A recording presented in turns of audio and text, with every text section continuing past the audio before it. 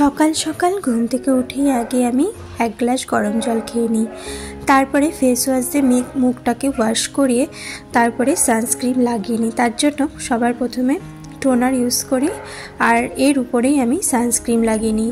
যেহেতু রান্নাবান্না আমাদের মেয়েদেরকে করতে হয়, তাই রান্নাবান্না করার পর মুখের অবস্থা খুবই খারাপ হয়ে যায়, তাই সানস্ক্রিন আমাদেরকে প্রোটেক্ট করে। আজকে বানাবো ঐতিহ্যবাহী বাঙালিয়ানা খাবার। যেহেতু আজকে শুক্রবার আর শুক্রবারে থাকে আমাদের নিরামিষ, আর সেই জন্য নিরামিষে একটু ভালো মন্দ না হলে খাবারটা একদম জমে না। তাই আজকে করব মসুরির ডাল দিয়ে, আর এখানে মিষ্টি কুমড়োর ডগা দিয়ে ডাল। এটা সত্যি খেতে ভীষণ ভালো লাগে, একবার ট্রাই অবশ্যই করবেন যারা ভেজিটেবলস খেতে ভীষণই পছন্দ করেন।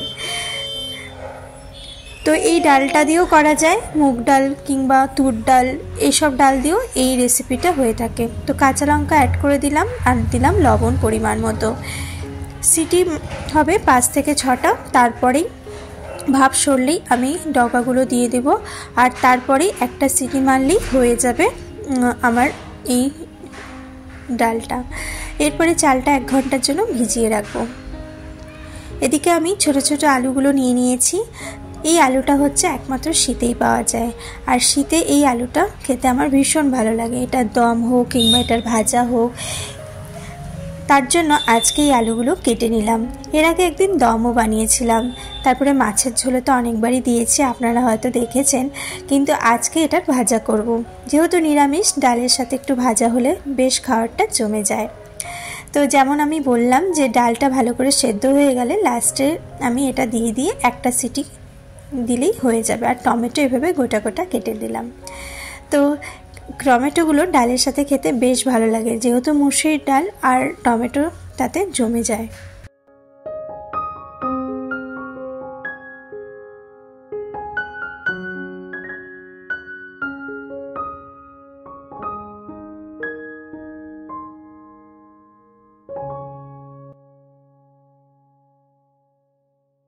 এই যে ডালটা আমি বানিয়েছি, সেই ডাল দিয়ে আজকে জলখাবারটা সেরে নেব। আলাদা আলাদা করে জলখাবারে একটা সবজি, আবার দুপুরে এত বানানোর আমার কাছে যেহেতু সময় নেই, সেহেতু আমি ভাবলাম যে ডালটা হয়ে গেছে অলরেডি করা, সেই ডালটা দিয়ে আজকে জলখাবারটা সারা যাক। কারণ সেই ডালের মধ্যে অলরেডি সবজি রয়েছে, তো ওটা দিয়ে আমাদের আজকের জলখাবারটা হয়ে যাবে। ওদিকে আমি ভাতও বসিয়ে দিয়েছি। একসাথে দুটো কাজ করলে পারে, দুপুরের রান্না আর সকালের জলখাবার, তাহলে রান্না বান্না করতে বেশি সময় লাগে না। তাই আমি কাজগুলো এইভাবেই সেরে নেওয়ার চেষ্টা করি। ডালটাকে এবার সম্বারে দিয়ে দিলাম, তার জন্য আমি 5 ফোড়ন আর সাথে শুকনো লঙ্কা দিয়ে দিলাম। উপর দিয়ে একটু হলুদ আর লবণ ছড়িয়ে দিলাম স্বাদ মতন। তো হয়ে গেছে রেডি। তো এখন আমি এই ডাল দিয়ে আমরা দুজনে জলখাবারটা সেরে নেব।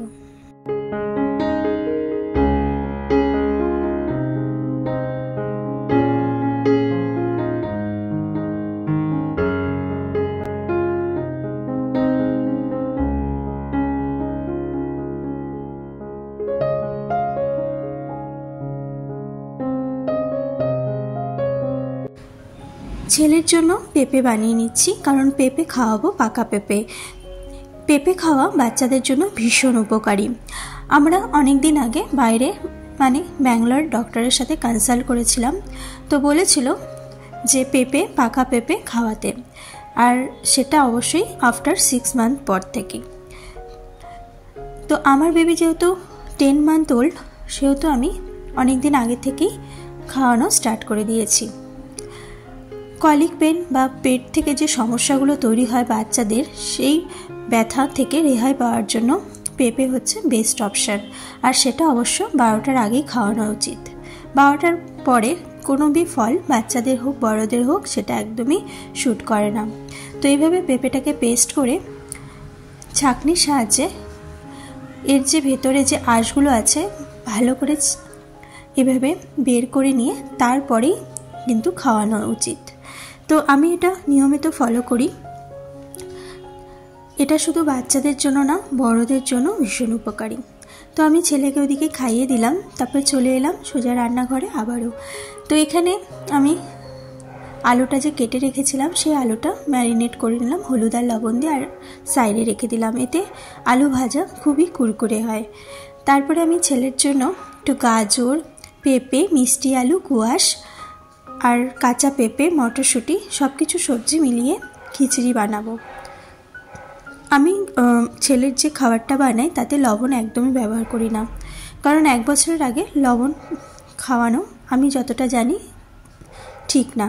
তার জন্য আমি বিভিন্ন রকম সবজি ব্যবহার করছি, আর তার মধ্যে একটু মুসুর ডাল আর আধা কাপ চাল দিয়ে আমি ওর জন্য খিচুড়ি বানিয়ে নিই। আর চালটা অবশ্য 1 ঘন্টা আগে ভিজিয়ে রাখাটা সবচেয়ে ভালো, কারণ আজকাল সব কিছুতেই পাউডার মেশানো থাকে। ছেলের স্নানের জন্য টাওয়ালগুলো রেডি করছি, ওষুধপত্র সাথে ওর যে ক্রিম, লোশন, জামা কাপড় সব কিছু আমি এভাবে রেডি করে রাখি। তাতে আমার কাজগুলো খুবই সহজ হয়ে যায়, কারণ ছেলেকে নিয়ে আসার পরে তারপরে সব কিছু এদিক ওদিক আনতে গেলে আমার মনে হয় বিপদ ঘটতে পারে। তার জন্যই সব কিছু রেডি করে রেখে তারপরেই আমি ওকে এভাবে স্নান ধান করে পরিষ্কার করিয়ে দিই। এটা আমার ডেলি রুটিন। এরপরে চলে এলাম সোজা উপরে। অলমোস্ট অনেকটা টাইম হয়ে গেছে, তো এখন আমি বাকি রান্নাগুলো সেরে নেব। তো এখানে কুকারে আমি ছেলের খাবারটা বসিয়ে দেব। এটা ভালো করে আমি ধুয়ে নিয়েছি, চাল, ডাল, তারপরে যে সবজিটা আছে সব কিছু। তারপরে এটাকে আমি 10টা থেকে 12টা সিটি দিয়ে তারপরেই ঠান্ডা করে পেস্ট করে দেব। তো এখানে আমি 5 ফোড়ন আর সাথে শুকনো লঙ্কা দিয়ে ভাজাটা করে নেব, সাথে একটু কাঁচা লঙ্কা অ্যাড করে দিলাম। এটা একটু ঢেকে রাখবো, তাহলে ভাজাটা খুব তাড়াতাড়ি হয়ে যাবে। আজ বানাবো বকুলি। বকুলি খেতে ছোট থেকে বড় কারোরই আমার তো মনে হয় সেরকম ভালো লাগে না, কিন্তু আমি যেভাবে রেসিপিটা বানিয়ে থাকি আশা করি আপনাদেরও বেশ ভালো লাগবে। আজকে যেভাবে বানাচ্ছি সেটা খেতে ভীষণ ভালো হয়েছে, আর এতে না আমি পেঁয়াজ না কোনো রসুন ব্যবহার করছি। যেহেতু নিরামিষের দিন শুক্রবার, আর নিরামিষের দিনে এইভাবে আমি বানিয়ে থাকি।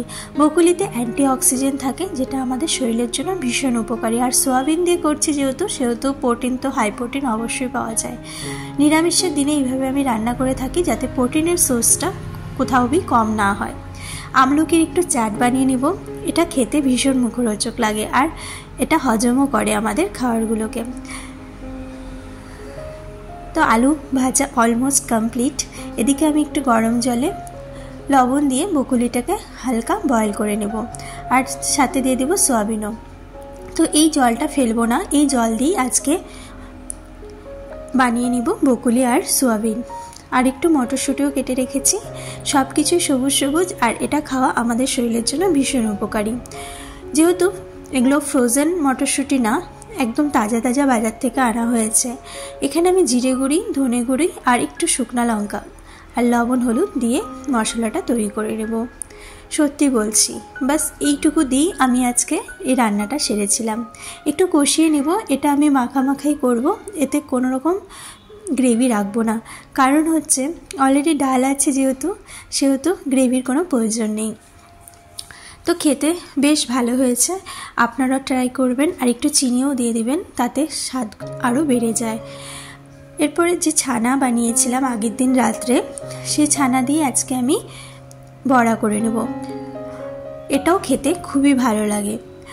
আমাদের অনেক সময় দুধ ফেটে যায়, দুধ নষ্ট হয়, সেই দুধ দিয়ে আমরা এই ছানা দিয়ে বড়া করে নিতে পারি। বড়া রসাও করা যায়, কিংবা শুধু বড়া ভাজা গরম গরম ডালের সাথে খাওয়াও যায়। সবই আমাদের শরীরের জন্য ভীষণই উপকারী। তো আমি সবসময় চেষ্টা করি নিরামিষের দিনে একটু পোস্ত ছড়িয়ে নিলাম, তাতে বড়াগুলো একটু কুরকুরে হয়ে যাবে। তো বড়াগুলোকে গোলাকারে শেপ দিয়ে নিব, আর এভাবেই গোল গোল করে রেখে দেব। পরে গরম গরম এগুলো ভেজে নিব।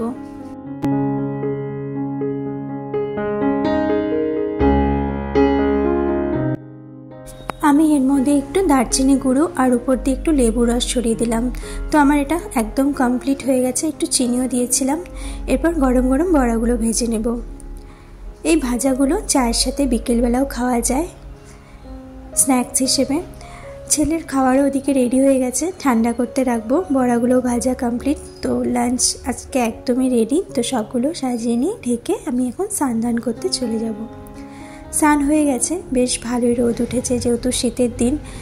এরকম রোদ খুব কমই দেখা যায়। এই ব্লগটা আর বেশি বড় করলাম না, এখানেই শেষ করলাম। ভালো লাগলে লাইক করবেন, কমেন্ট করে জানাবেন। ভালো থাকবেন, সুস্থ থাকবেন, সবাইকে ভালো রাখবেন। ধন্যবাদ।